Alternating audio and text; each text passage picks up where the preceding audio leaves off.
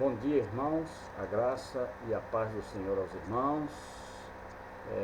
Mais uma vez estamos aqui nessa live, neste domingo, e vamos iniciar mais um momento de escola bíblica dominical. Nós que, por enquanto, continuamos fazendo essas lives pelo impedimento de nos reunirmos na igreja, mas nós não estamos deixando de falar da palavra de Deus e que os irmãos possam nos conectar aí, nos assistir e ouvir a nossa palavra e aplicar a palavra à sua vida e que Deus possa, dessa maneira, continuar nos alimentando com a sua maravilhosa e santa palavra. Neste momento, no dia de hoje, nós vamos continuar falando das parábolas de Jesus. Estamos já falando, o presbítero Enes já havia começado a falar dessas parábolas e nós demos continuidade. E hoje nós vamos falar de mais uma parábola, que é a parábola do credor incompassível. E está lá em Mateus, no capítulo 18, Mateus capítulo 18, do versículo 21 até o versículo 35. Mateus capítulo 18, versículo 21 em diante, até o final do capítulo 18, que é o versículo 35. Vamos abrir as nossas Bíblias, ler juntamente conosco, comigo aqui, vamos ler a palavra do Senhor. Diz assim, capítulo 18, versículo 21, diz assim: Então Pedro, aproximando-lhe, lhe perguntou: Senhor, até quantas vezes meu irmão pecará contra mim, que eu lhe perdoe? Até 7 vezes? Respondeu-lhe Jesus: Não te digo até 7 vezes, mas até 70 vezes 7. Por isso, o reino dos céus é semelhante a um rei que resolveu ajustar contas com os seus servos. E, passando a fazê-lo, trouxeram-lhe um que lhe devia 10.000 talentos. Não tendo ele, porém, com que pagar, ordenou o Senhor que fosse vendido ele, a mulher, os filhos e tudo quanto possuía, e que a dívida fosse paga. Então o servo, prostrando-se reverente, rogou: Sê paciente comigo, e tudo te pagarei.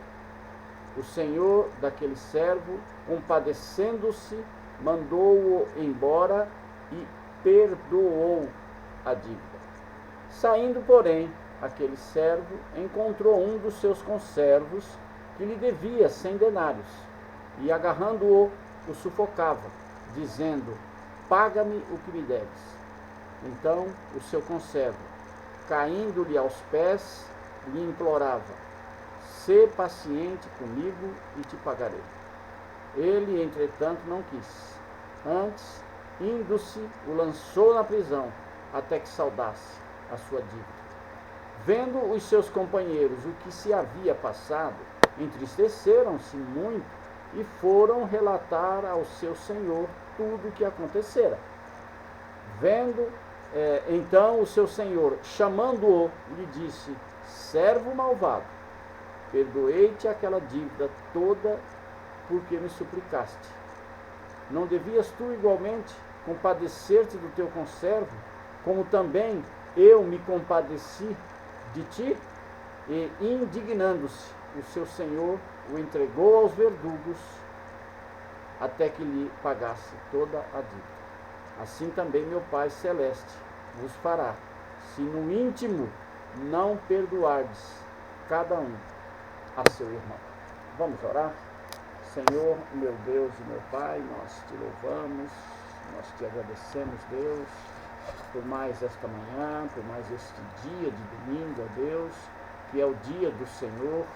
Nós te louvamos, Pai, pela tua misericórdia, pela tua bondade para com as nossas vidas, pela noite de descanso que tu nos concedeste. Senhor, nos abençoa, Pai, neste domingo. Senhor, que nós possamos, ó Pai, ouvir a tua palavra, entender a tua palavra e praticar a tua palavra nas nossas vidas, ó Deus. Pai, que a tua palavra, Pai, seja realmente a nossa única regra de fé e prática, Pai. Em nome de Jesus, nos abençoa nesta manhã e fala conosco. Abençoa cada irmão aí que está nos ouvindo, abençoa cada família, Senhor, representada, nos dando, Senhor, um domingo abençoado na tua presença.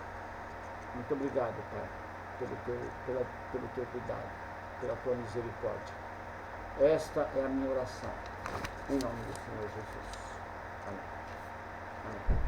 Irmãos, no capítulo 18 aqui de Mateus, né? Nós lemos Mateus, capítulo 18, a partir do versículo 21, e o capítulo 18 de Mateus, ele inicia, né, o seu quarto discurso, que fala sobre esse quarto discurso. O foco que ele fala é a vida debaixo da autoridade do reino. No relato de Mateus, eu digo aqui o quarto discurso, porque Mateus relata pelo menos os cinco discursos de Jesus no seu ministério de 3 anos. E aí, quais são esses 5, só para a gente contextualizar? O primeiro discurso é o discurso do Sermão do Monte, que todos conhecem, é um discurso muito conhecido, que vai de Mateus 5:1 até 7:29. O segundo discurso de Jesus é o discurso da missão e do martírio, que está em Mateus 10:5 até 11:1. O terceiro discurso é os discursos das parábolas do reino. Foi essas parábolas que nós já falamos, e falamos de algumas delas, inclusive é um conjunto de 7 parábolas do reino, que nós acabamos de falar sobre ela até domingo passado. Essa faz parte, então, do terceiro discurso de Jesus, as parábolas do reino, que está, portanto, em Mateus 13:1 até 53. Hoje, nós lemos o capítulo 18, que faz parte do quarto discurso de Jesus. Ele fala sobre a vida debaixo da autoridade do reino. Tá? Esse discurso vai de Mateus 18:1 até 19:2. E o quinto e último discurso de Jesus relatado no livro de Mateus é o discurso do Monte das Oliveiras. Está lá em Mateus 24:1 até o 25:46. Então, esses 5 discursos de Jesus relatados no livro de Mateus, ele tem e segue uma lógica, segue uma ordem, e nós estamos então falando aqui a parábola do credor incompassivo, que nós vamos falar hoje, que faz parte do quarto discurso de Jesus, no qual ele fala sobre a vida debaixo da autoridade do reino. Então, portanto, no capítulo 18, Jesus inicia o seu quarto discurso, onde ele vai falar primeiro, né, se nós folhearmos aqui o capítulo 18, nós vamos ver que ele vai falar primeiro sobre as atrocidades de fazer os cristãos pecarem. Olha o que ele fala no versículo 6, sobre os tropeços. Qualquer, porém, que fizer tropeçar a um desses pequeninos que creem em mim, melhor lhe fora que se lhe pendurasse ao pescoço uma grande pedra de moinho e fosse afogado na profundeza do mar. Então, Jesus inicia praticamente esse discurso falando sobre as atrocidades daqueles que fazem os cristãos pecarem. Um segundo momento aqui desse discurso, logo em seguida, ele fala da parábola da ovelha perdida, que nós vamos ver aí, tá a partir do versículo 10, do versículo 10 ao versículo 14, ele vai falar da parábola da ovelha perdida, aonde o pastor daquelas ovelhas, carregando 100 ovelhas, vê que uma só está carregando 99 e uma se perdeu. Aí diz a parábola que aquele pastor, ele deixa no campo as 99 e vai atrás da ovelha que está perdida, para resgatá-la, para trazê-la de volta. E aqui, né, em Mateus, só está relatada essa parábola, mas na realidade, se a gente for ver lá em Lucas, né, já a perspectiva de Lucas inclui essa parábola juntamente com mais outras duas. Portanto, essa parábola, na realidade, faz parte de um conjunto de 3 parábolas, onde Jesus fala da parábola da ovelha perdida, da parábola da dracma perdida e da parábola do filho perdido, ou do filho pródigo. A parábola, portanto, da ovelha perdida, Jesus ensina que o pastor das ovelhas deixa as 99 e vai atrás daquela que perdeu. A parábola da dracma perdida, Jesus nos conta de uma mulher que perdeu uma dracma e procurou diligentemente essa dracma, essa moeda, né? Essa dracma. E eu falei Drácula, é dracma. Então Jesus nos conta que essa mulher procura essa dracma diligentemente, ela varre toda a casa e não se dá por vencida até que não ache essa dracma perdida. E por último, ele conta a dracma do filho pródigo, que, carregando aqui para a visão das dracmas, das parábolas, é o filho perdido, é o filho que pediu para o seu pai antecipar toda a sua herança e saiu e foi gastar a sua herança por aí. Depois que gastou, ele viu a besteira que fez e se arrependeu, dizendo que não devia jamais ter saído, porque ele via lá os trabalhadores do seu pai trabalhando lá na terra do seu pai e vivendo uma vida maravilhosa. Ele estava passando aquele perrengue por causa da besteira que ele fez. Diz a parábola lá que ele chegou a comer a comida dos porcos, viver lá junto com os porcos. E aí ele se arrepende e volta. E aí essa parábola mostra o pai esperançoso na volta do filho. Então esse conjunto de 3 parábolas relatado lá em Lucas, aqui em Mateus, Mateus só fala da parábola da ovelha perdida. E em seguida, né, aqui nesse discurso de Jesus em seguida, ele ensina como se deve tratar a um irmão pecador. Nós vamos ver lá do versículo 15 até o 20. Ele diz: se teu irmão pecar contra ti, vai arguí-lo. E aí ele faz esse ensinamento de como tratar o irmão que pecou.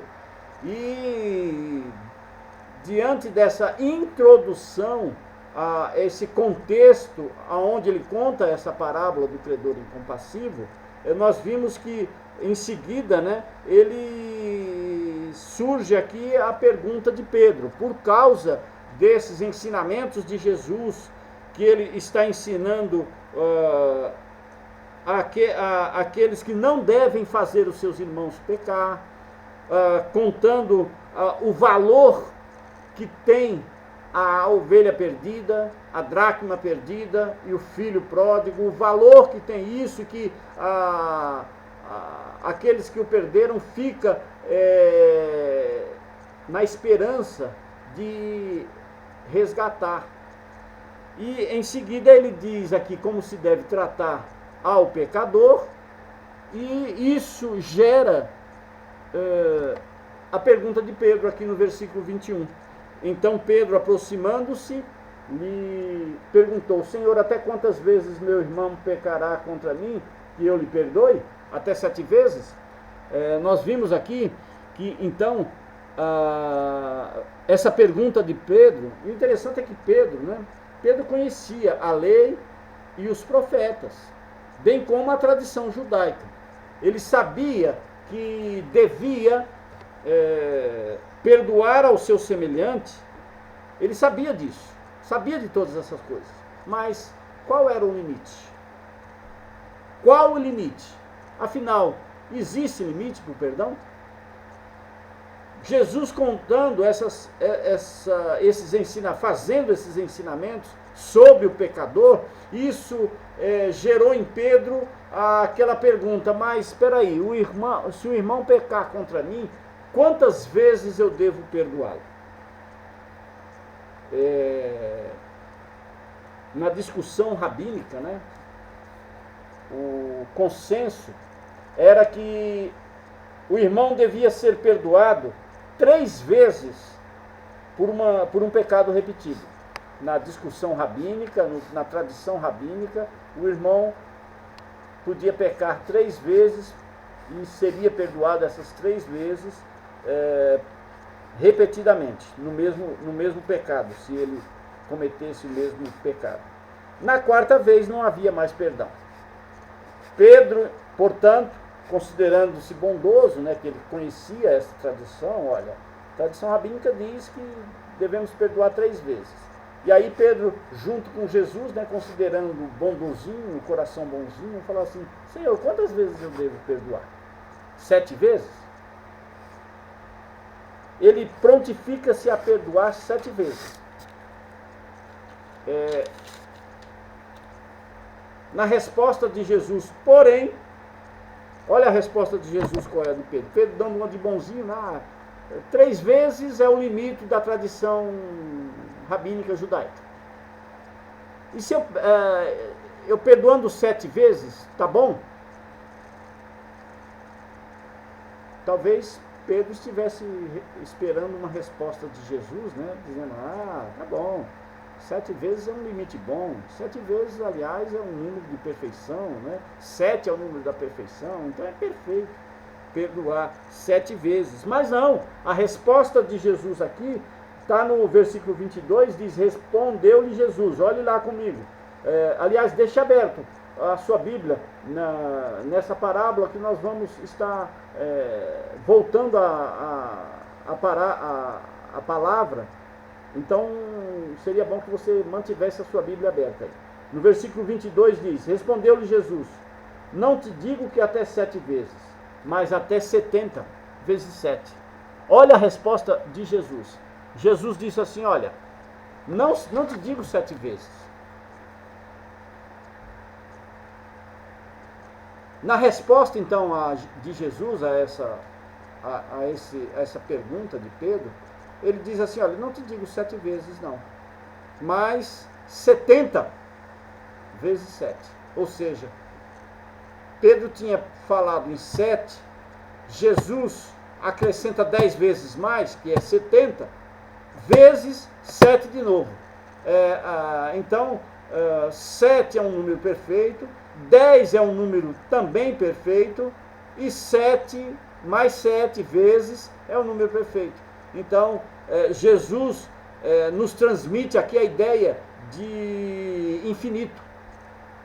Não é, muita gente faz essa conta aí, né? 7 vezes 7, 49, 490 vezes. Não é isso. A ideia aqui é uma ideia de um número tão perfeito, 70 vezes 7 é um número tão perfeito que esse ensinamento nos dá uma ideia de infinito. O ensino aqui é que o perdão aos irmãos não pode ser limitado pela frequência e nem pela quantidade, pois, como esta parábola aqui que nós vamos falar vai mostrar, todos foram muito mais perdoados do que jamais perdoarão. Então, a resposta de Jesus a Pedro diz, olha, Pedro, você tem que perdoar infinitamente. A misericórdia de Deus é tão grande que não pode ser medida, não pode ser mensurada. De modo que você, Pedro, deve também mostrar misericórdia para com o seu próximo. Misericórdia para com o seu próximo. Então, para mostrar a magnitude do amor misericordioso de Deus, é que Deus ensina, portanto, essa parábola do credor incompassivo. Então, essa parábola aqui do credor incompassivo, ele vem nesse contexto de que Jesus estava ensinando sobre pecador, sobre como lidar do pecador, sobre que não devemos fazer os outros pecarem, e o valor que tem o resgate daqueles que estão acometidos ou cometeram algum pecado. Não, então é nesse contexto que Jesus responde a Pedro, olha, Pedro, você tem que perdoar infinitamente ao seu irmão. E aí ele coloca, logo depois da resposta a Pedro, ele coloca a parábola. Ele diz aqui, olha, por isso, né, esse por isso aqui, né, indica então que é a continuidade do que ele já vinha falando. Ele diz aqui, o reino dos céus. Aí ele começa a parábola com aquele padrão da grande maioria pela qual ele começa as suas parábolas, que é o reino dos céus é semelhante a. Aí ele diz, há um rei que resolveu ajustar contas com seus servos. Então ele inicia a parábola ensinando que existia um rei que marcou um dia para acertar contas com seus servos. E os servos aqui eram os oficiais do rei. Os servos aqui eram aqueles que trabalhavam no ofício lá do reinado, do rei. Para aqueles que pertenciam e que trabalhavam no rei, para o rei. Isso nos remete a que quem trabalha no reino somos nós somos oficiais do reino, como esse aqui. Então, então a parábola nos inicia dizendo que esse rei marca um dia para acertar as contas. E, marcado esse dia, trouxeram um oficial que lhe devia 10 talentos. E esse é um dos destaques dessa parábola. Qual é o destaque que nós queremos dar aqui a essa parábola? O primeiro destaque é esse: o valor que esse oficial devia ao rei. 10.000 talentos. Um valor astronômico, um valor impagável, porque alguns dizem aí, né, tanto Hendricks como D.A. Carson, eles fazem um cálculo que esses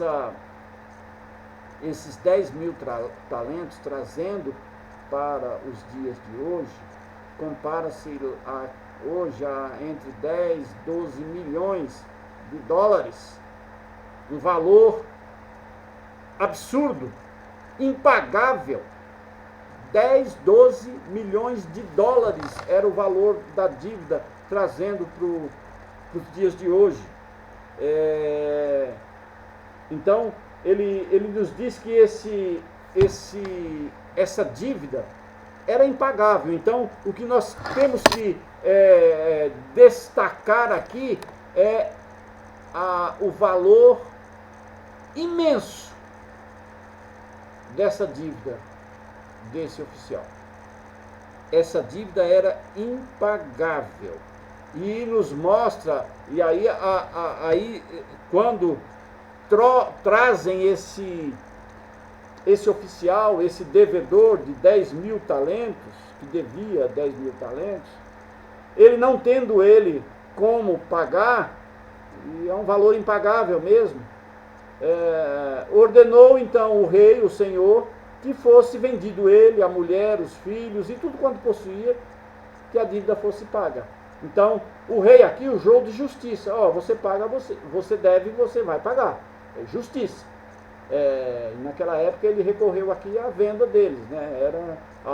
Não era algo incomum você pegar alguém que estava devendo, vender ele como escravo, ele e a família como escravo, e os bens que ele tinha como escravo, para pagar a sua dívida. Por isso que Jesus remete aqui a essa justiça que o rei fala para ele: olha, como você não tem como me pagar, eu vou vender você, a mulher, os filhos e tudo que possuía para poder cobrir essa minha dívida. Aí o servo, vendo isso, prostrando-se reverentemente, diz a palavra aqui, ele com muita reverência, com muito temor, tremor, diante daquele veredicto dado pelo juiz, pelo Senhor, diante daquele veredicto da justiça, ele prostrou-se reverentemente e disse: "Sê paciente comigo, e tudo eu te pagarei."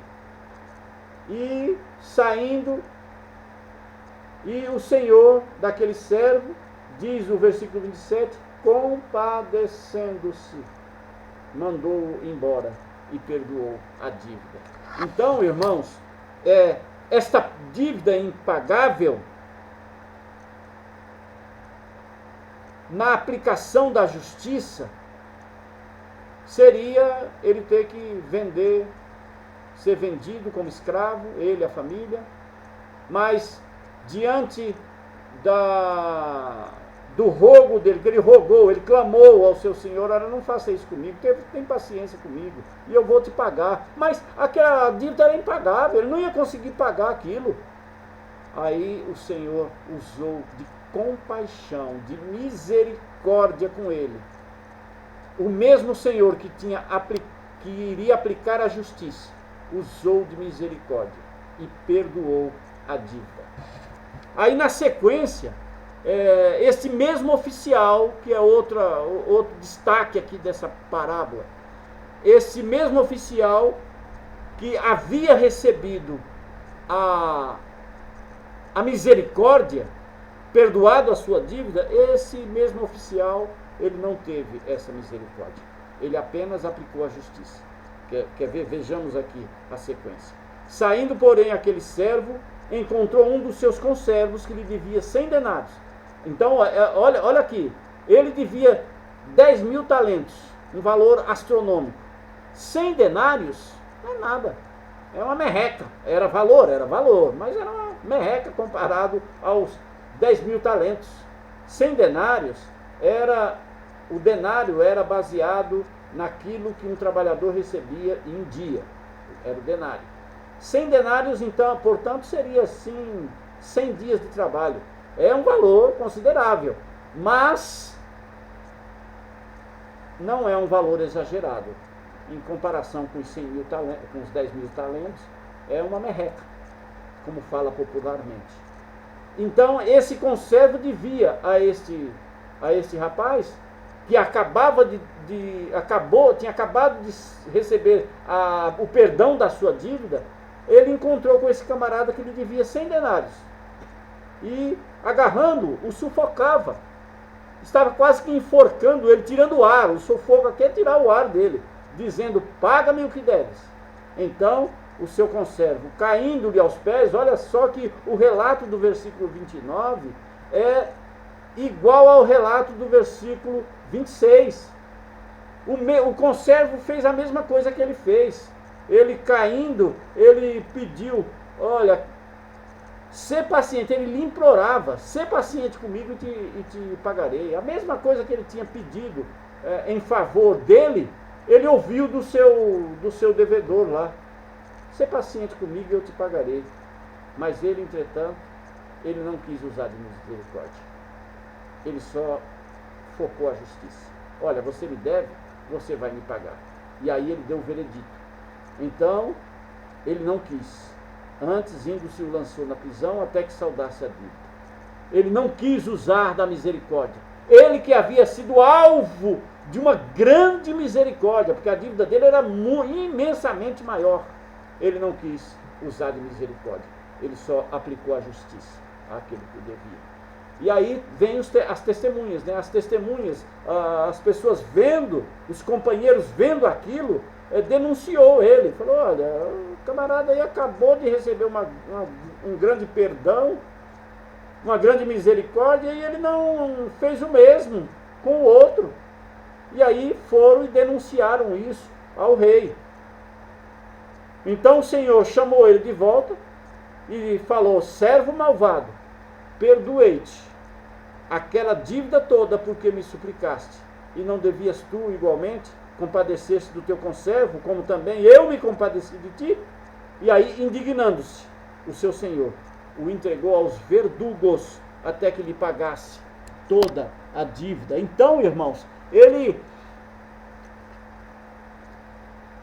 os testemunhos, vendo aquela falta de misericórdia, de compaixão daquele que tinha acabado de receber misericórdia, ele foi denunciar ao Senhor.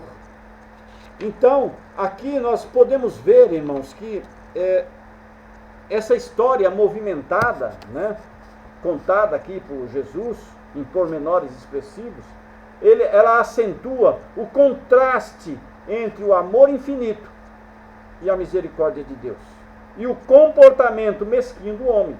Contraste entre o amor infinito, a misericórdia de Deus e o comportamento mesquinho do homem. Há esse contraste, que tenta justificá-lo com base na lei.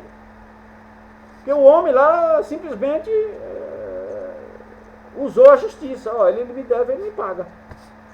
Jesus usa essa parábola para dizer a Pedro algo a respeito da grandeza do amor misericordioso de Deus para com o homem pecador.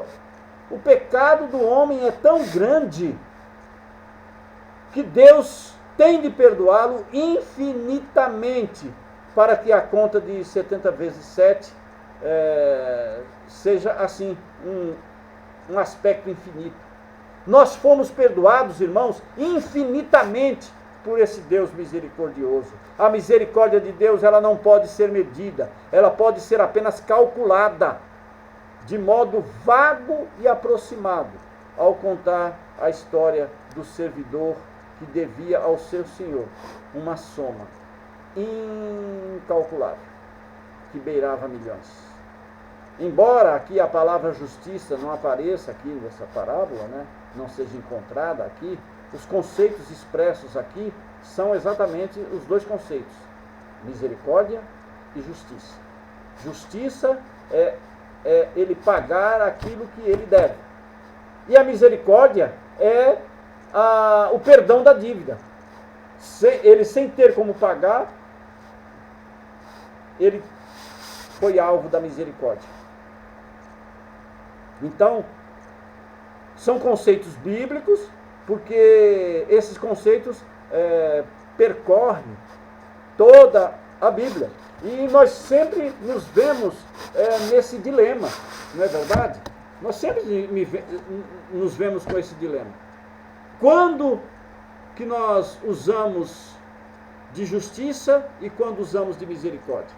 Às vezes o nosso coração tem a tendência, a nossa mente pecaminosa tem a tendência de só querer, quando é para o outro, justiça. Ele fez isso, ele tem que pagar. Justiça. O nosso coração pecaminoso muitas vezes foca só na justiça. Mas quando é para nós não queremos só justiça. Nós queremos misericórdia. Senhor, tem paciência de mim. Foi a mesma coisa que esse oficial fez. Tem de misericórdia. Mas quando é para o outro, é justiça. Então, o nosso coração pecaminoso, muitas vezes, tem esse dilema, mas foca na justiça para os outros e na misericórdia para nós. Em nossa sociedade, nós temos isso. Às vezes enfatizada a misericórdia em detrimento da justiça, que é outro lado, sabe? A nossa sociedade, ela muitas vezes enfatiza só a misericórdia daqueles que cometem os pecados, cometem os crimes, cometem os roubos, e nós enfatizamos a misericórdia. Coitadinho, ele é um como falam, a vida dele é consequência da sociedade. Ele é, tadinho, ele é assim porque ele sofre com a nossa sociedade. Então, nós enfatizamos muitas vezes, por outro lado, a misericórdia em detrimento da justiça. A preocupação exageradamente escrupulosa para com os direitos do criminoso tem alcançado extensão tal que os direitos do ofendido acabam por ser completamente ignorados. Nós vemos isso direto na nossa sociedade. As organizações chamadas de direitos humanos, elas só olham os direitos do ofensor, mas não olham os direitos do ofendido. É a misericórdia sem a justiça. Como também eu já falei, a justiça também sem misericórdia também não é o que a palavra do Senhor nos ensina. As Escrituras não ensinam que a misericórdia anula a justiça e nem ensinam que a justiça elimina a misericórdia. As duas normas, misericórdia e justiça, são igualmente válidas nas Escrituras. Como Jesus mostrou a Pedro que ele devia perdoar ao seu próximo sem fim, ele contou a história desse homem. Aí, irmãos, para finalizar e concluindo já essa parábola, nós vemos aqui então esse dilema. Senhor, quantas vezes eu devo perdoar? Quantas vezes eu devo exercer misericórdia para com aquele que às vezes faz muito mal a mim?